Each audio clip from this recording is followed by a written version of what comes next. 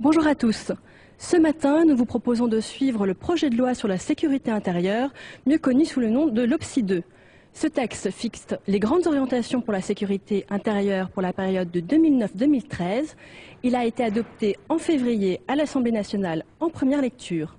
Au départ, ce texte ciblait surtout les faits de cybercriminalité ou encore de vidéoprotection, mais depuis l'été très sécuritaire, le gouvernement et certains élus ont déposé de nouveaux amendements, comme par exemple les peines planchers pour les violences aggravées ou encore les peines incompressibles pour les assassins de policiers, des dispositions qui suscitent des débats au sein même de la commission des lois. Alors à mes côtés, je reçois le sénateur UMP de Seine-Saint-Denis, Christian Demuynck. Vous avez déposé des amendements qui durcissent encore le texte. Par exemple, vous avez demandé que les peines planchers ne soient que des peines de prison ferme. Est-ce que vous avez trouvé que les propositions du gouvernement étaient trop laxistes ? Trop laxiste, ce n'est pas le cas. Mais vous savez, je suis dans un département qui est particulier, c'est le département de la Seine-Saint-Denis, où malheureusement nous avons l'habitude de voir dans certains lieux des délinquants multirécidivistes ou multiréitérants être passés devant les juges et être toujours là après 5, 6, 7 ou 8 agressions ou faits divers. Donc il faut absolument durcir parce que la population n'en peut plus, les élus n'en peuvent plus, et il faut vraiment que les délinquants aient peur de la justice, ce qui n'est pas le cas aujourd'hui dans mon département. Les jeunes délinquants appellent les juges les Pères Noël. C'est vous dire à quel point ils n'ont absolument pas peur de la justice.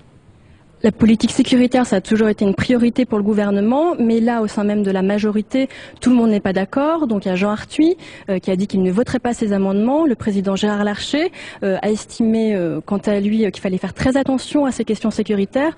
C'est très loin de faire l'unanimité. Il faut faire très attention, j'en suis convaincu, mais il faut aussi s'occuper vraiment des victimes. Aujourd'hui, le débat se fait autour des délinquants, ce sont les victimes qui comptent. Et lorsque la victime croise tous les jours la personne qui l'a agressé ou qui a agressé sa famille à plusieurs reprises, qui le menace, évidemment elle a peur, et finalement c'est le délinquant qui se retrouve à l'extérieur en toute liberté, et c'est la victime qui théoriquement devrait être protégée se retrouve refermée sur elle-même, voire déménage. Ceci est totalement intolérable. Alors intellectuellement on peut avoir une position, mais il y a la réalité des faits qu'il faut prendre en compte.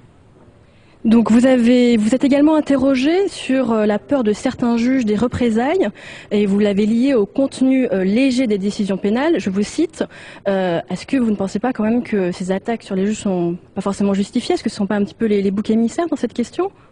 Les juges, c'est eux qui rendent les sentences. Donc c'est eux qui décident de l'avenir des délinquants. Je ne l'ai pas inventé, cette affaire de peur. C'est une juge qui m'a expliqué qu'elle avait peur le soir en rentrant chez elle de prendre la voiture dans le parking ou en sortant. Et c'est vrai, m'a-t-elle dit, que ça influe sur son jugement. Donc tout ça, si vous voulez, c'est une espèce de faits qui s'accumulent et qui font qu'aujourd'hui, dans notre pays, la population, nos concitoyens, ont peur dans certains lieux et on craint que la justice n'assume pas complètement ses tâches et laisse les délinquants voguer et ne jamais être condamnés ou peu condamnés. Mais est-ce que vous estimez que les juges sont les principales personnes à mettre en cause aujourd'hui ? Tout le monde est à mettre en cause, c'est-à-dire qu'il faut qu'il y ait une volonté générale d'en terminer avec la délinquance. Il faut éviter de considérer que les jeunes sont tous des délinquants. Il est certain que les juges font partie de la chaîne de répression, mais le juge a vraiment un rôle extrêmement important dans la décision. Et je répète que lorsque vous voyez ces délinquants qui continuent à se bagnauder devant les personnes qu'ils ont agressées, c'est absolument intolérable et c'est incompris. Merci Christian Demuynck d'avoir accepté notre invitation. Tout de suite, je vous propose d'aller dans l'hémicycle pour suivre le débat des sénateurs. Très bonne séance à vous.